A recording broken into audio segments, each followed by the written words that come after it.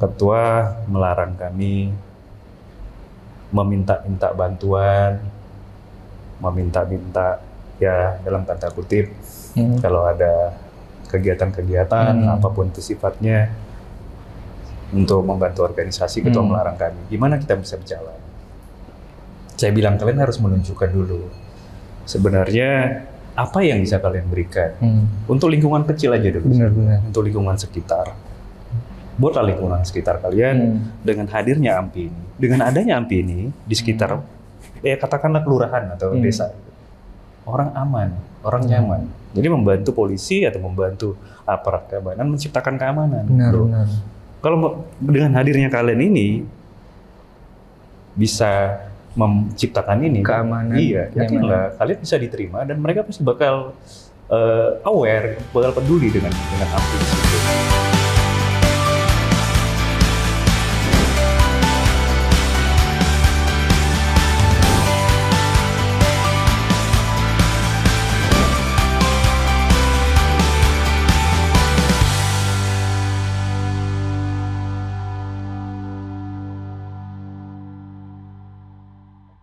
Halo teman pengamat, selamat datang di Pengamat Bertanya, podcast inspiratif yang mengajak kita untuk lebih berani dalam bersuara. Karena diam bukan pilihan. Oke, pada hari ini kita didatangkan oleh seorang tokoh publik yang lumayan terkenal, famous. Bahkan kayaknya di antara kalangan anak-anak muda di Medan pasti kenal. Siapa lagi kalau bukan Bang David Luther. Hai teman pengamat. Selamat datang Mas. Selamat datang hari. Oke. Ini biar nggak tegang banget ya, karena pribadi ya, Fahri udah nggak tampil beberapa episode di depan teman-teman semua dan sekarang hadir bersama tokoh inspiratif lainnya.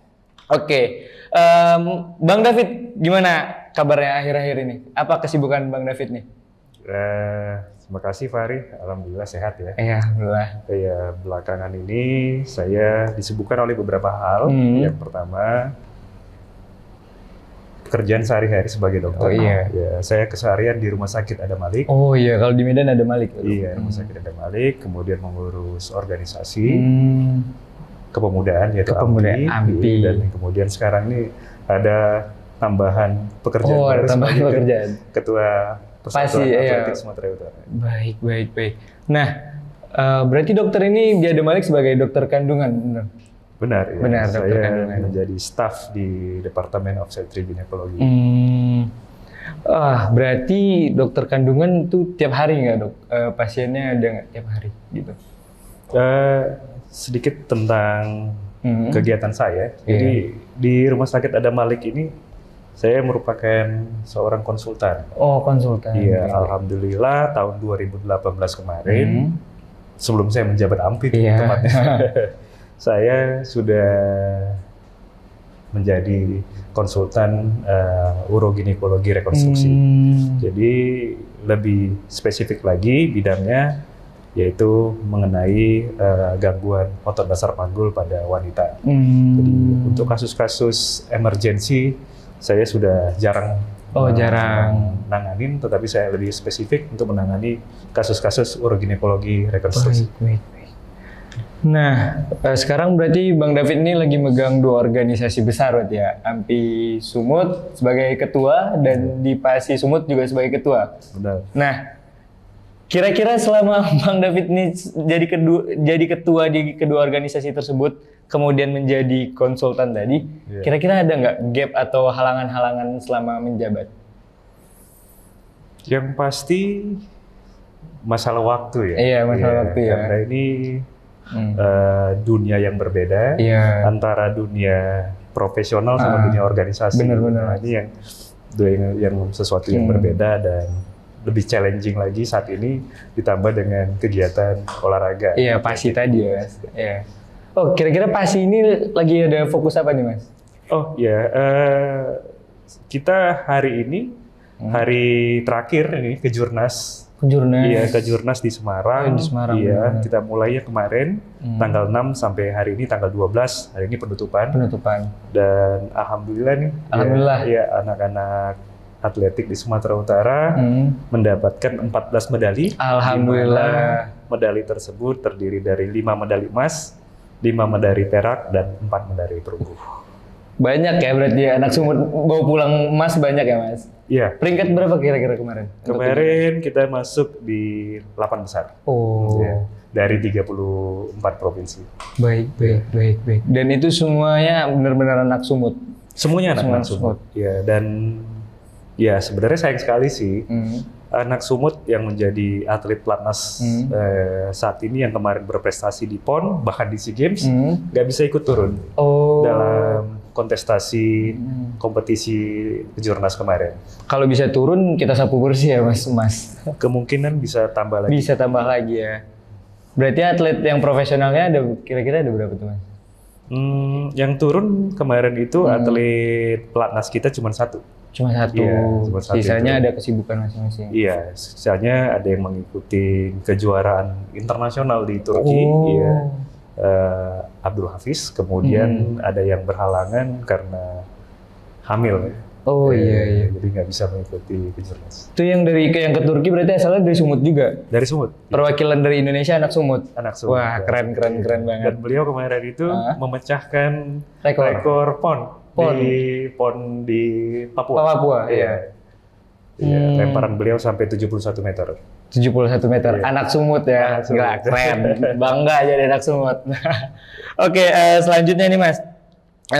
Kalau gap yang tadi udah kita bahas untuk masalah waktu ya. Iya. Kira-kira di antara 3 organisasi tadi atau 3 pekerjaan tadi, mana yang benar-benar menyita waktu Bang David ini? Kalau dokter itu udah pasti ya harus standby. Ya, kita waktunya udah memang harus full buat kedokteran ya. Maksudnya di mana saya juga di samping sebagai profesional dokter, saya juga mengajar. Saya juga sebagai staf pengajar luar biasa di rumah sakit USU. Rumah sakit USU? Rumah sakit. Di rumah sakit dulu, Universitas USU. Universitas USU. Ya. Baik. Nah, ini kan sekarang Mas David ini sekarang sebagai ketua di AMPI Sumut ya. Nah, pas pertama kali ada tawaran untuk menjadi ketua itu apa ada pertimbangan khusus dari Bang David buat sebagai ketua?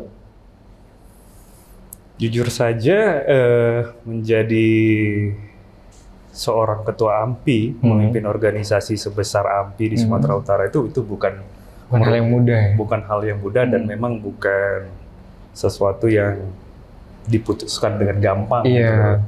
Tetapi saya melihat ini merupakan suatu legacy. Legacy di mana AMPI ini dulunya selama 25 tahun dipimpin oleh orang tua saya. Dan beliau merupakan salah satu ketua AMPI tingkat 1 yang paling lama di Indonesia ini. Di sampai Indonesia. 25 tahun dia. Dan saya melihat ini merupakan suatu legacy yang harus saya teruskan untuk membawa organisasi ini mungkin ke arah yang lebih baik lagi. Baik. Berarti Mas diangkat sebagai ketua AMPI pada tahun? Tepatnya tanggal 2 Oktober 2018. Oh, 2 Oktober. Iya, 2018 kebetulan ketua AMPI yang sebelum periode saya ini berhalangan tetap, Ketua Faisal Jafar, dan pada saat itu teman-teman seluruh pengurus AMPI di Sumatera Utara tepatnya melakukan pleno dan mereka menunjuk saya sebagai ketua AMPI Sumatera Utara dan berharap saya mau mengurus AMPI dan meneruskan legasi. Berarti udah hampir 5 tahun ya Bang? Saya dari 2018 sampai 2021 itu menghabiskan masa sisa beliau. Nah, kemarin kita juga baru saja di tahun 2022 kita melakukan musda dan saya terpilih kembali. Berarti yang sebelumnya melanjutkan ya? Melanjutkan. Oke.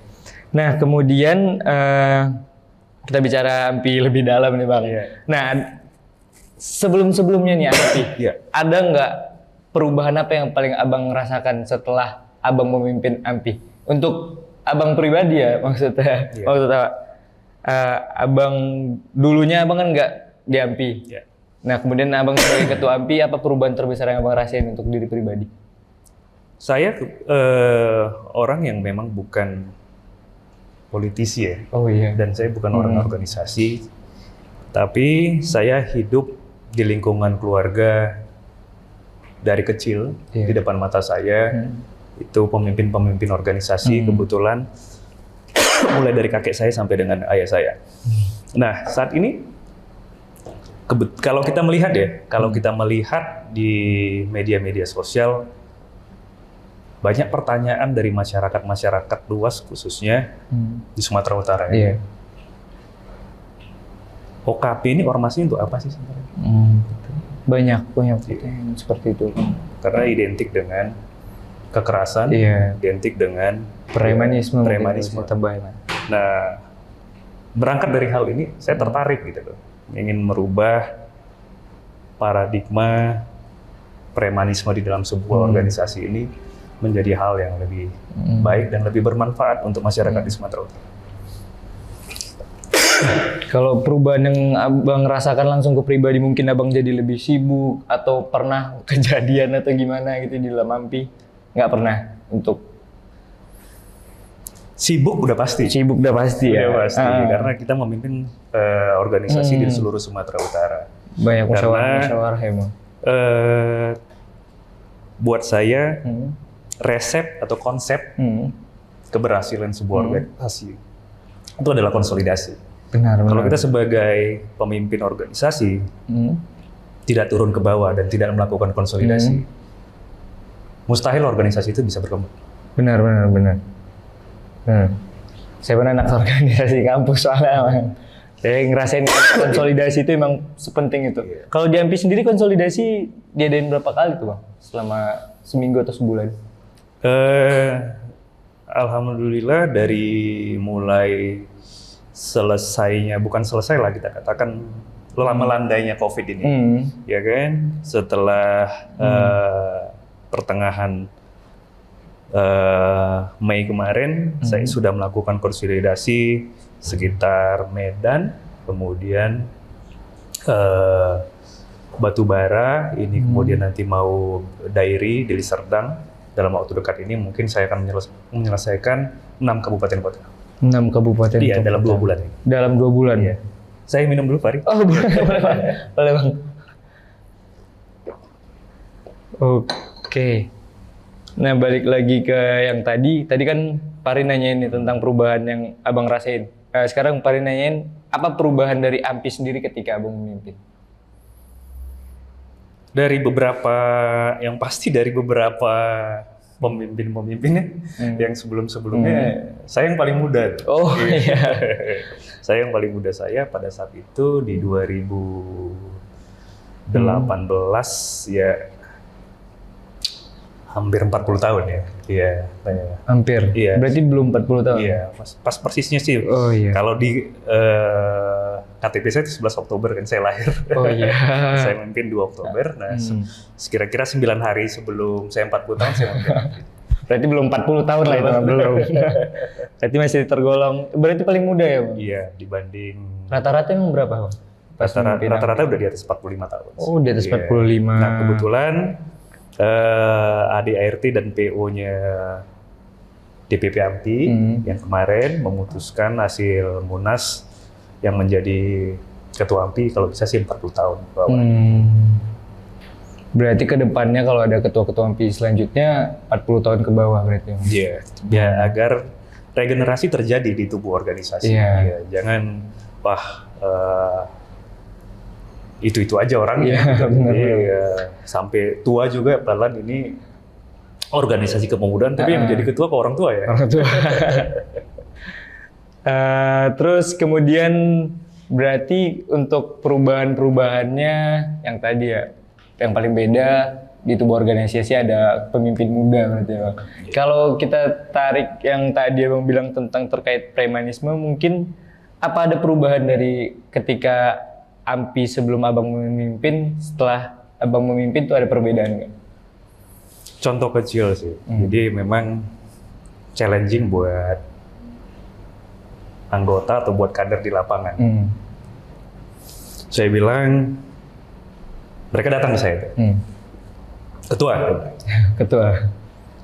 Ketua melarang kami menyebarkan proposal. Ketua melarang kami meminta-minta bantuan, meminta-minta ya dalam tanda kutip kalau ada kegiatan-kegiatan apapun itu sifatnya untuk membantu organisasi. Ketua melarang kami. Gimana kita bisa berjalan? Saya bilang kalian harus menunjukkan dulu sebenarnya apa yang bisa kalian berikan untuk lingkungan kecil aja dulu. Benar-benar. Untuk lingkungan sekitar. Buatlah lingkungan sekitar kalian dengan hadirnya AMPI ini. Dengan adanya AMPI ini di sekitar katakanlah kelurahan atau desa. Orang aman, orang nyaman. Jadi membantu polisi atau membantu aparat keamanan menciptakan keamanan. Benar.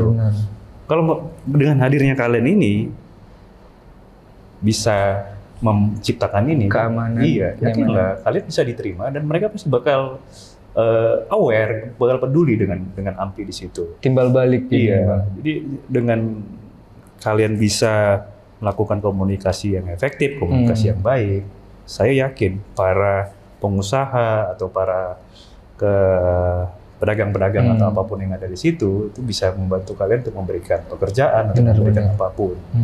Simpel aja saya bilang. Buat aja kartu nama. Kartu nama? Kartu nama buat bahwa dalam kartu nama itu kalian itu sebagai seorang pemimpin organisasi di kecamatan itu atau di kelurahan itu. Nah ini kalian datang ke setiap rumah, jangan katakan rumah lah, katakanlah sebuah usaha atau dagang, toke atau perusahaan-perusahaan apapun. Ya. Perkenalkan diri, silaturahim aja.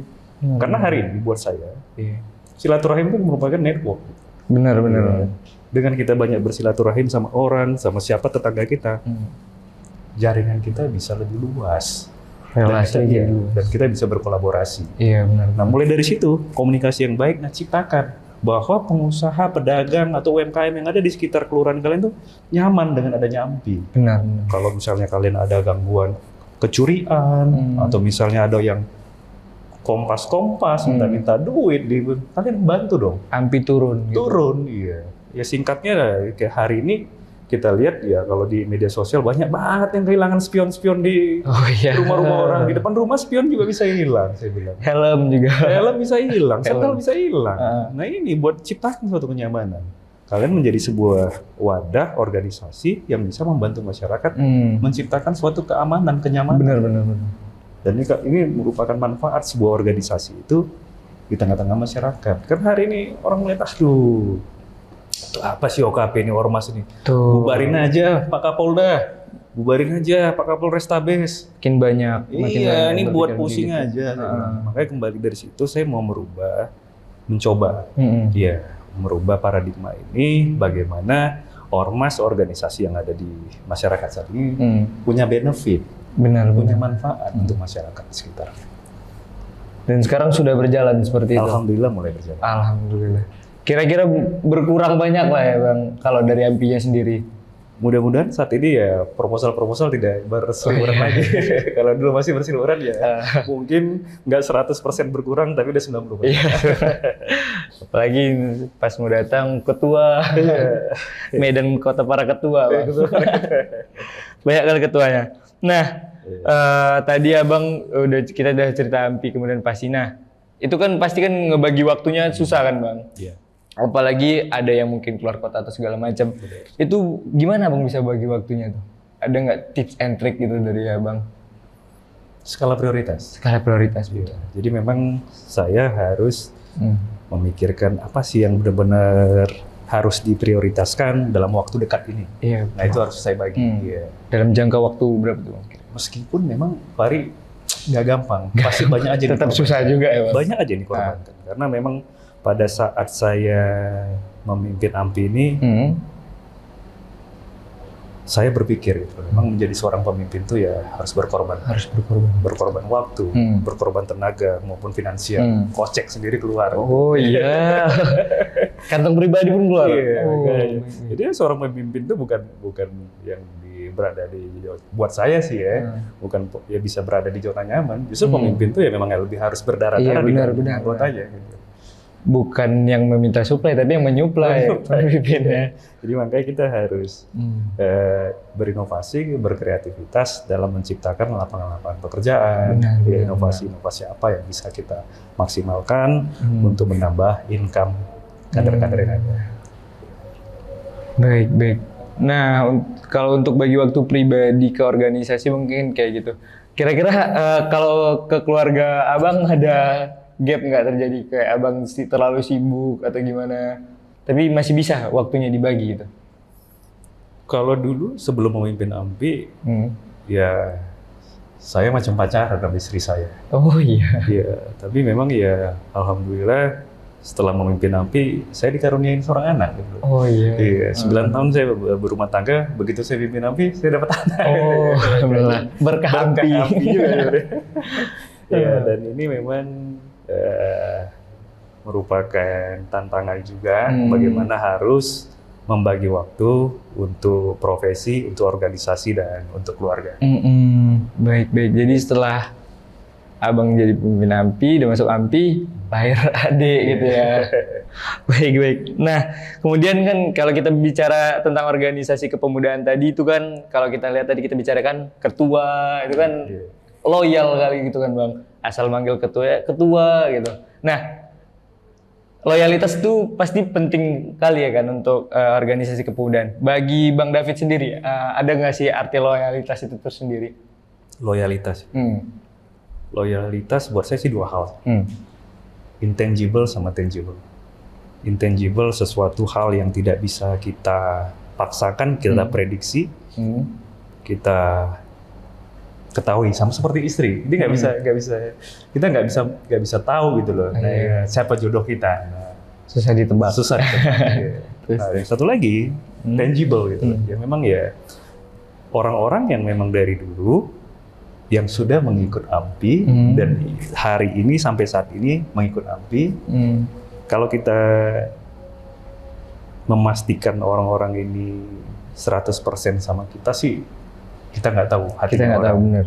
Tetapi kita harus melihat hari ini apa yang ada dalam visi misi saya dalam menjalankan AMPI ini, mereka ikut nggak di dalam itu? Dan alhamdulillah saat ini mereka ikut mengikuti apa yang menjadi visi dan misi saya dalam memimpin organisasi ini. Baik. Nah, kemudian kita bicarakan arti loyalitas, sekarang kita bicara arti AMPI bagi abang sendiri apa? Arti AMPI yang pertama rumah. Ya, yang kedua laboratorium. Iya, laboratorium.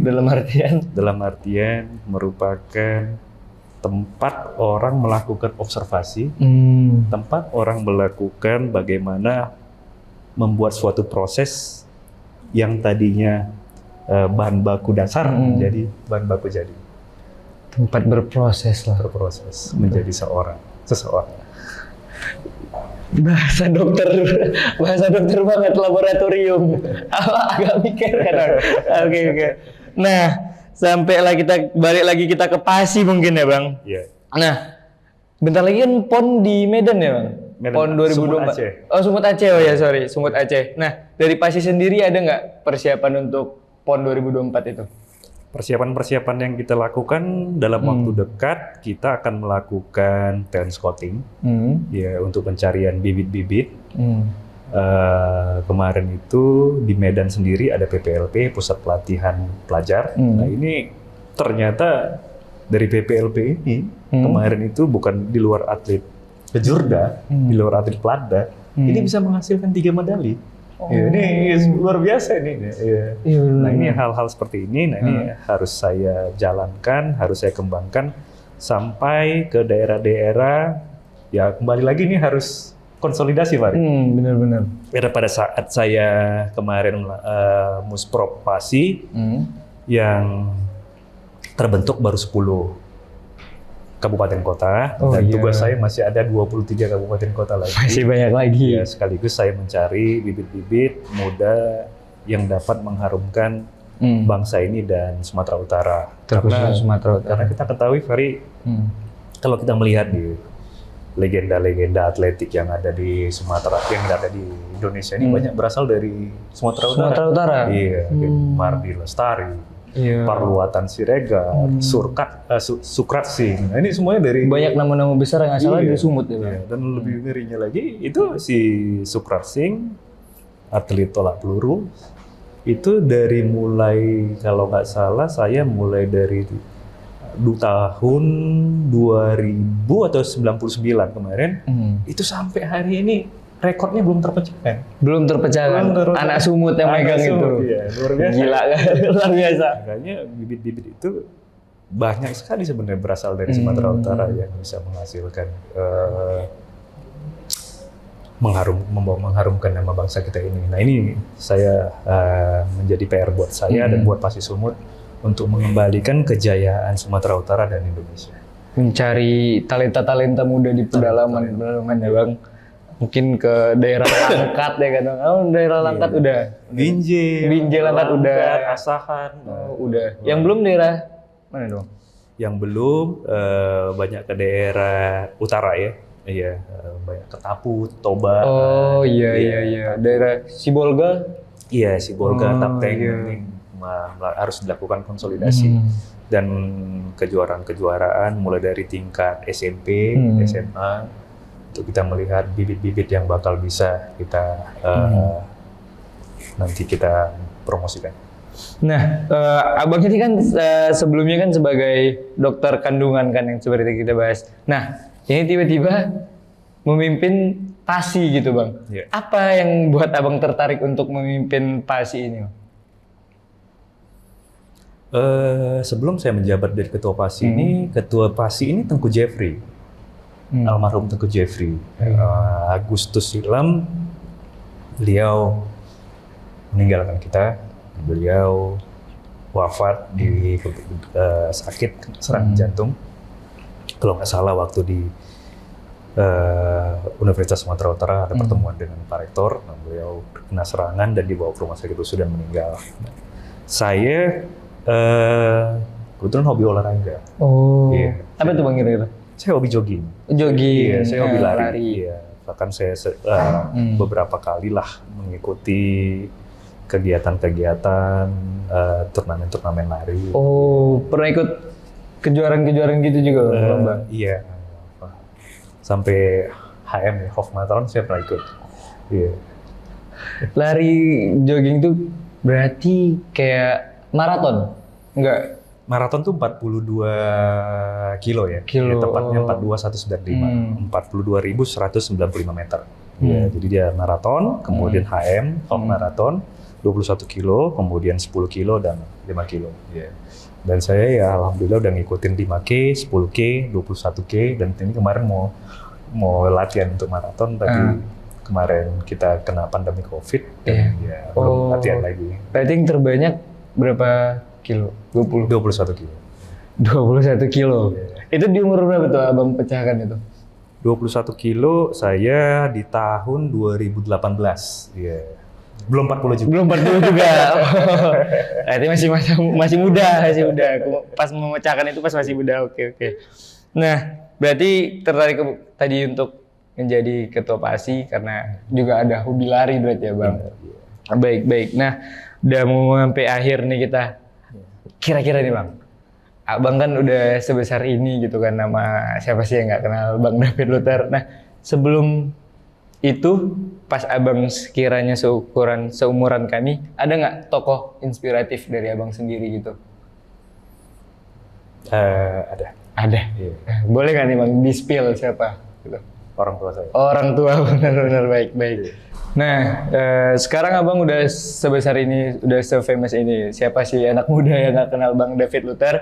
Nah, ketika Abang seumuran kami, kira-kira ada nggak tokoh inspiratif Abang gitu untuk memotivasi diri gitu? For me, tokoh inspiratif orang tua saya. Orang tua ya? Iya, Bapak Mana Lubis. Hampir semua narasumber bilang orang tua dan emang benar gitu.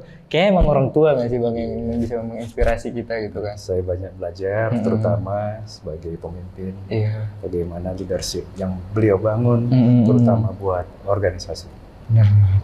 Nah, apa aja nih rencana Abang ke depannya? Entah itu sebagai konsultan tadi atau sebagai PASI. Kita mulai dari PASI nih. Apa rencana Abang ke depannya mungkin? Buat organisasi ini kan ada masanya ya. AMPI pasti ini ada masanya. Benar-benar. Pada saat kita diberikan kesempatan itu, buat saya sendiri, saya harus membuat suatu prestasi. Saya harus membuat suatu legacy yang nantinya dapat diingat masyarakat di Sumatera Utara. Saat itu, pada saat David memimpin AMPI, AMPI seperti ini loh. Pada saat David memimpin PASI, PASI seperti ini loh. PASI berprestasi loh. Nah itu sih target saya sih, PR buat saya seperti itu dalam hidup saya. Iya, berarti emang harus ada pencapaian yang bisa diingat orang sekitar ya Bang. Baik. Kira-kira kita udah sampai ke pertanyaan terakhir yang udah disiapkan sebenarnya. Tapi saya sebenarnya masih kepo. Ini Abang ini habis ini ya kita kan setelah reschedule kan beberapa kali kan. Abang berarti sibuk kali nih. Ini habis ini Abang kemana nih? Sebelumnya saya mohon maaf. Oh iya, nggak apa-apa. Teman yang ada di sini karena beberapa kali mungkin ada kita reschedule lagi karena beberapa kegiatan kita. Nah hari ini mungkin sore ini saya akan balik ke kantor. Ada beberapa giat yang harus kita persiapkan. Terutama hari Minggu ini ada konsolidasi di Kabupaten Dairi dan kita harus melakukan persiapan itu. Kemudian dalam waktu dekat, mungkin besok ya, kita juga akan melakukan ini syukuran kepada atlet-atlet yang hari ini akan kembali dari Semarang yang sudah berprestasi. Besok ya? Besok. Itu diundang kemana? Alhamdulillah hari ini pasti udah punya kantor nih. Oh iya. Udah punya kantor di Gedung Serbaguna Pancing. Oh iya. Buat kawan-kawan yang ingin main ke kantor PASI ada di Gedung Serbaguna. Gedung Serbaguna yang mau masuk Unimed ya Bang? Sebelum Unimed ya. Oh sebelum Unimed ya. Oke. Mungkin tim pengamat kapan-kapan bisa main lah ya Bang. Silaturahim. Mencari jaringan tadi. Oke, udah sampai kita di penghujung podcast. Terima kasih Bang David udah mau mampir ke sini. Terima kasih kepada rekan-rekan semua yang udah membantu kita. Nah, udah banyak hal yang bisa kita dapati dari cerita, dari pengalaman Bang David tadi. Nantikan pengamat bertanya selanjutnya dengan tokoh inspiratif lainnya yang akan kita undang. Sampai jumpa di pengamat bertanya selanjutnya. Terima kasih. Terima kasih, sampai jumpa.